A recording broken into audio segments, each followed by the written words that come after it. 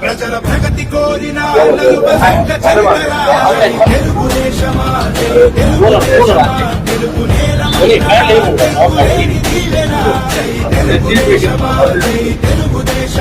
ఇదే ప్రజల మీరు కదలి రండి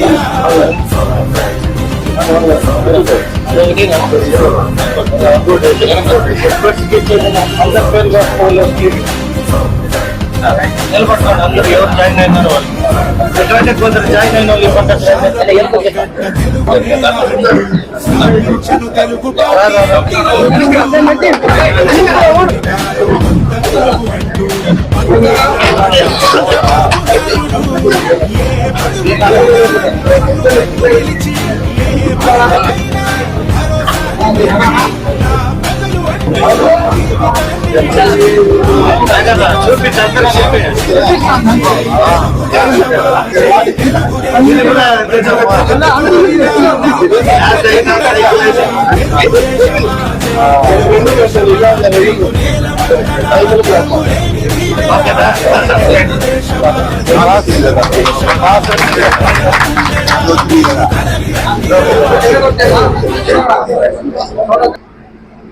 మైనారిటీ సహోదరులతో ఒక ప్రెస్ మీట్ చేయాలని భావించి మిమ్మల్ని అందరినీ ఇక్కడికి పిలవడం జరిగింది. రంజాన్ రోజు చిత్తూరు పట్టణంలో ఎక్కడైతే మసీదుల్లో నమాజ్ చదువుతున్నారో వారందరికీ కూడా రంజాన్ శుభాకాంక్షలు తెలియజేయడానికి మా తెలుగుదేశం పార్టీ మైనారిటీ కమిటీతో పాటు గిరింపేటలో హజ్ స్థలానికి విచ్చేయడం జరిగింది. అక్కడ కొన్ని అనివార్య కారణాలతో వైఎస్ఆర్ పార్టీకి సంబంధించిన నాయకులు కొందరు హడావిడి చేస్తూ వాళ్ళు ఫస్ట్ అక్కడికి వెళ్ళి వాళ్ళే వాళ్ళు మాట్లాడిన తర్వాత ఇక ఎవరు మాట్లాడకూడదు అనే టైప్లో మైక్ని తీసుకొని వెళ్ళిపోవడం మీరందరూ చూశారు. అనేక మాధ్యమాల్లో కూడా వచ్చింది. ఆ రోజు అదే సమయానికి అక్కడ నేను ఉండి నా ఒక ప్రార్థన సమయంలో ఎటువంటి ఆటంకం కలగకూడదు కాబట్టి అక్కడున్న మైనారిటీ సహోదరులకందరికీ ఈద్ ముబారక్ చెప్పేసి రంజాన్ శుభాకాంక్షలు తెలియజేసినాక మేము వచ్చేయడం జరిగింది.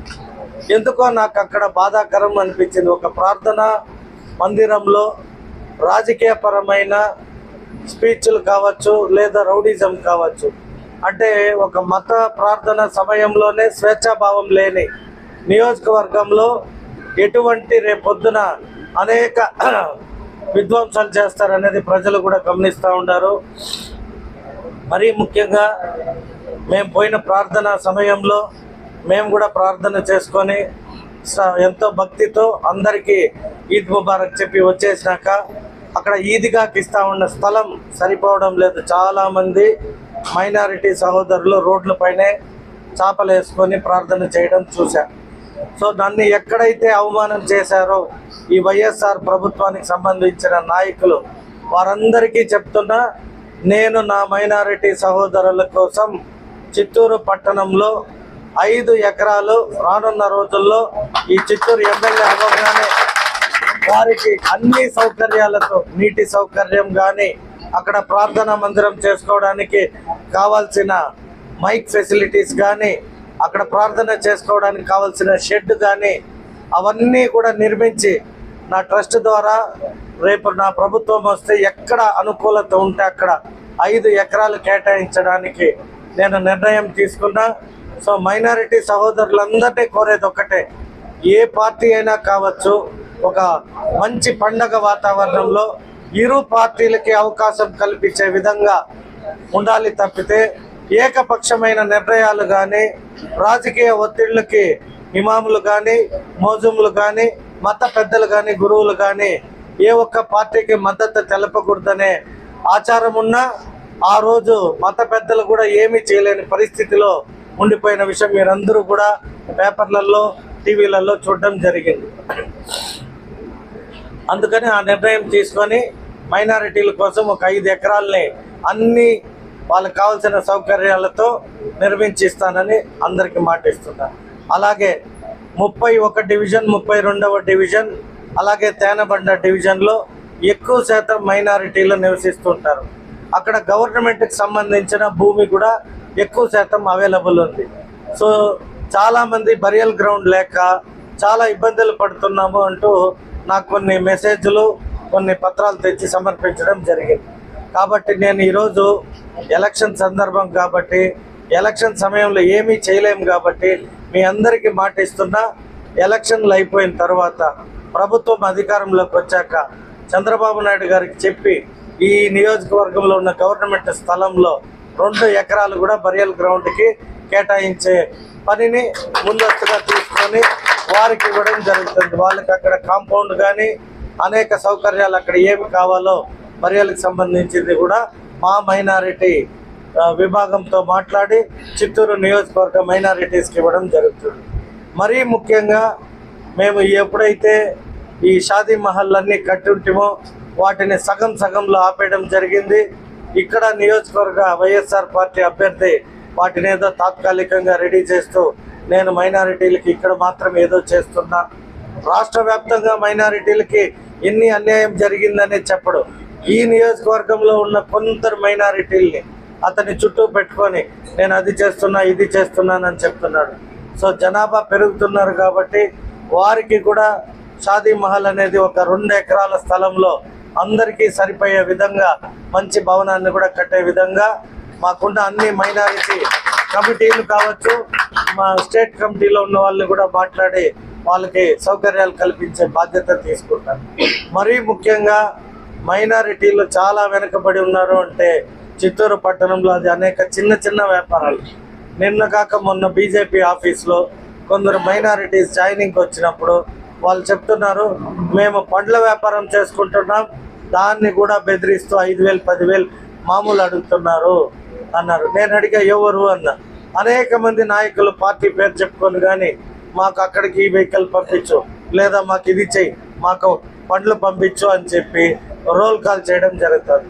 తెలుగుదేశం పార్టీ అధికారంలోకి వస్తే ఏ ఒక్క మైనారిటీ సహోదరుడికి చెప్తున్నా ఎవరికి ఆఫ్తా కట్టాల్సిన పనిలా, ఎవరికి మామూలు ఇవ్వాల్సిన పనిలా, మరీ ముఖ్యంగా పోలీస్ వ్యవస్థకి కూడా మామూలు ఇచ్చే నెసెసిటీ లేని ఒక చిత్తూరుని మైనారిటీల కోసం తీర్చిదిద్దే బాధ్యత తీసుకుంటా. మరి ముఖ్యంగా ఫ్యాక్టరీలు, మైనారిటీ సహోదరులకి ఎక్కడికి పోయినా వ్యాపారాలు, ఉద్యోగాలు చాలా తక్కువ ఉంటాయి. కాబట్టి రానున్న రోజుల్లో చిత్తూరు పట్టణానికి ఆనుకొని గుడిపాల ఎక్స్ప్రెస్ హైవేలు వచ్చాయి. చెన్నైకి అత్యంత దగ్గరగా ఉన్న ప్లేస్ అంటే మా గుడిపాల.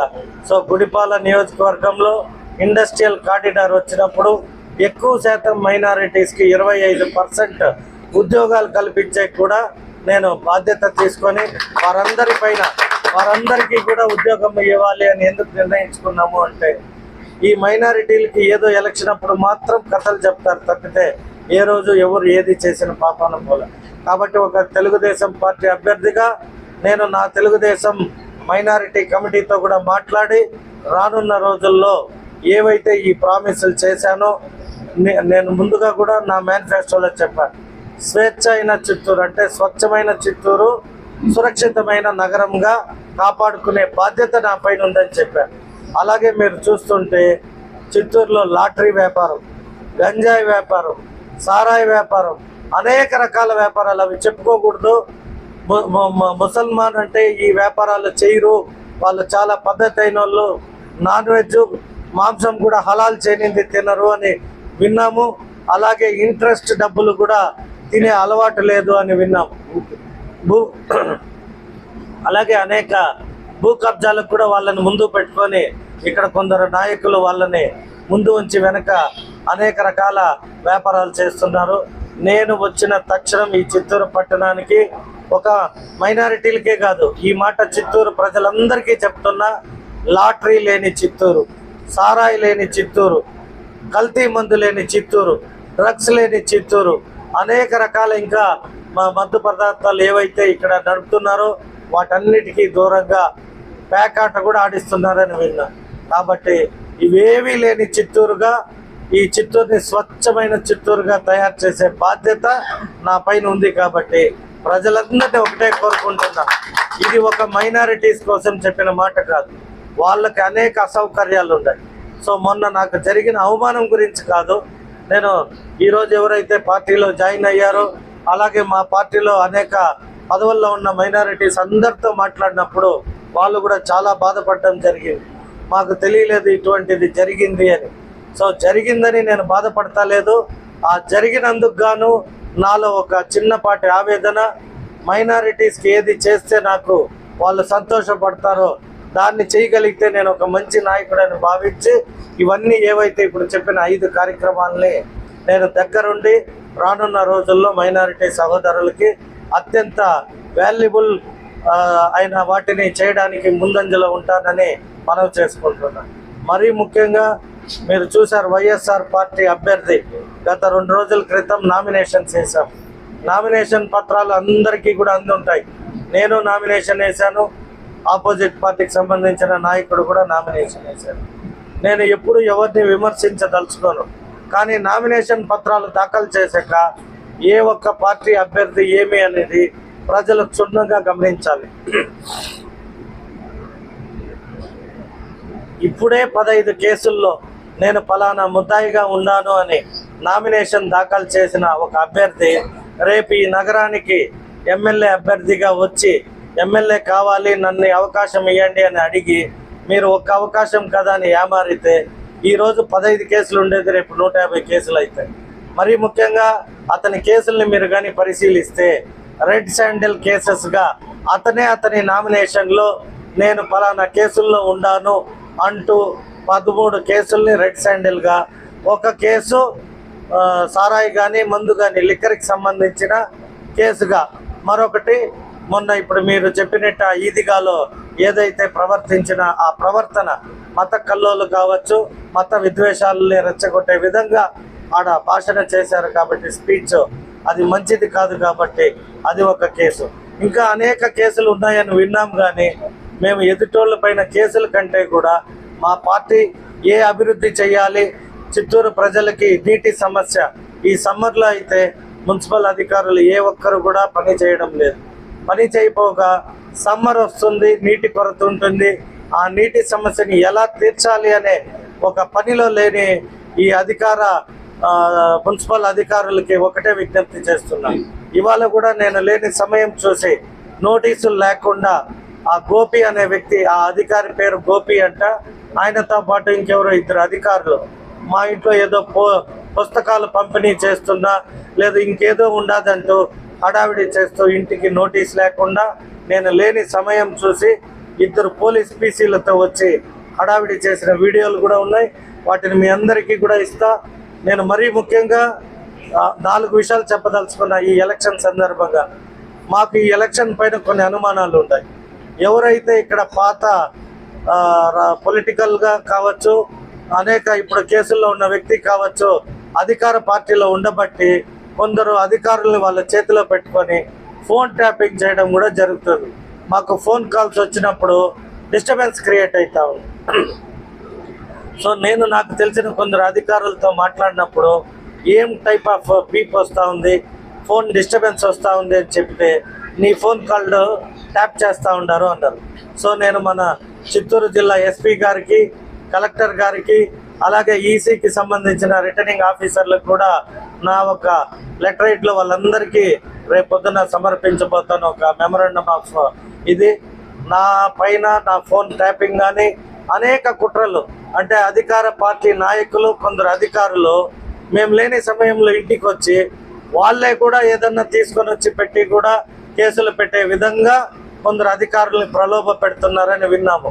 కాబట్టి మీడియా ముఖాంతరంగా భారతదేశంలో స్వేచ్ఛగా రాజకీయం చేయాలన్నదే మా పార్టీ అధినాయకుడు, మా ఒక ఆలోచన.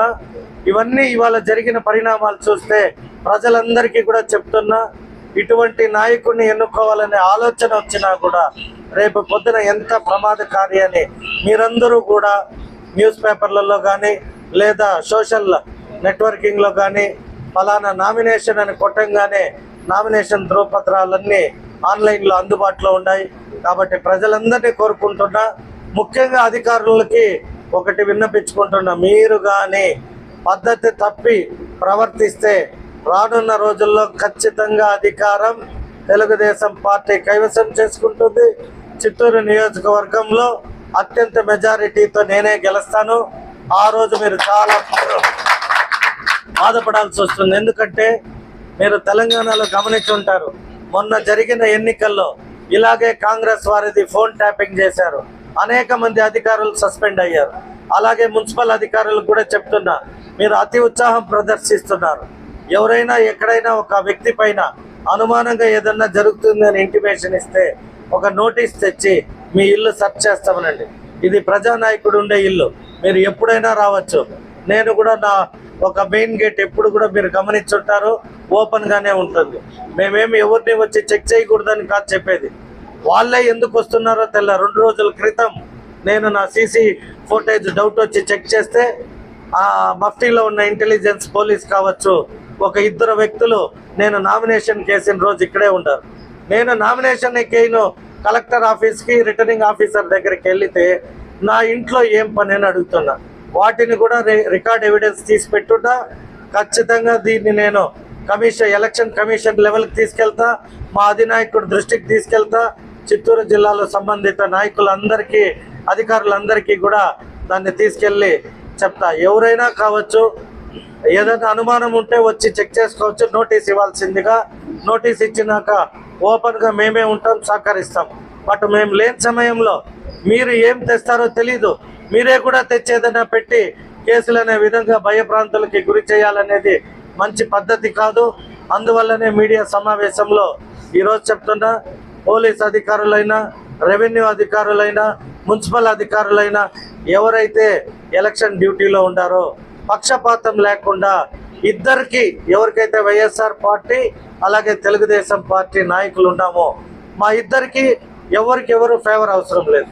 స్వచ్ఛమైన రాజకీయం చేసుకునేకే నేను వచ్చాను. నాకు మీరు ఎవరు సహకరించాల్సిన అవసరం లేదు. బట్ ఏదైనా ఉంటే ప్రజల మధ్యలో మీరు వచ్చి చెక్ చేసుకోవచ్చు. అనుమానాలు ఏమన్నా ఉంటే నోటీస్ ఇచ్చి అర్ధరాత్రి కూడా ఇంటికి వచ్చి చేయొచ్చు. బట్ మేము లేని సమయంలో ఇంట్లోకి రావడం అనేది మంచి పద్ధతి కాదు. అలాగే నేను పదే పదే చెప్పను కానీ, వైఎస్ఆర్ పార్టీ నాయకుడు కావచ్చు, అభ్యర్థి కావచ్చు, ఎటువంటి వ్యక్తి అనేది నిన్నతో ప్రజలందరికీ అర్థమైంది. ఈరోజు మేము ఏమన్నా మాట్లాడితే అధికార పార్టీ నాయకులు మా పైన వాళ్ళు విమర్శలు గుప్పించారు అంటారు. 13 కేసులు ఉన్నాయి అంటే 1 కాదు 2 కాదు 60 కేసులను విన్నాము. వాటిని రాజకీయాల కోసం మాఫీ చేసుకున్నాం, కొన్ని మాఫీ కాని కొన్ని ఉంటాయి. కాబట్టి ఇటువంటి పీడీ యాక్టు, ఇటువంటి తాడా కేసులు, ఇటువంటి మత కల్లోల కేసుల్లో, రెడ్ శాండిల్ కేసులు, అనేక కేసుల్లో ఉన్న వ్యక్తి ఈ చిత్తూరు ప్రజలకి కావాలని నేను అడుగుతున్నాను. కాబట్టి ప్రజలందరినీ కోరుకుంటున్నా, ఒక మంచి నాయకుడిని ప్రజలే గుర్తించి ఎన్నుకొని స్వచ్ఛమైన చిత్తూరు, సురక్షితమైన చిత్తూరుగా తీర్చిదిద్దుకునే బాధ్యత ప్రతి ఒక్క వ్యక్తి పైన ఉంది. ప్రతి ఒక్క ఓటర్కి హక్కుగా మే 13వ తేదీన మీరందరూ చాలా జాగ్రత్తగా మీ ఓటుని పోలింగ్ బూత్ కాడికి వెళ్ళి సైకిల్ గుర్తుకు ఓటేసి తెలుగుదేశం పార్టీని అఖండ మెజారిటీతో గెలిపించుకుంటే మిమ్మల్ని మీరు గెలిపించుకున్న వ్యక్తులు అవుతారు. మరి ముఖ్యంగా ఈరోజు మైనారిటీల కోసమే పెట్టా కాబట్టి ఏవైతే నేను మైనారిటీ సహోదరులకి, మైనారిటీస్కి మంచి చేయాలని మంచివి ఏదైతే చెప్పానో వాటిని అన్నిటినీ మీ సమక్షంలో వాళ్ళకి మరొక్కసారి మాటిస్తున్నా. మీ అందరి ఆశీస్సులు తెలుగుదేశం పార్టీకి ఉండాలని కోరుకుంటూ సెలవు తీసుకుంటున్నా. జై హింద్, జై భారత్.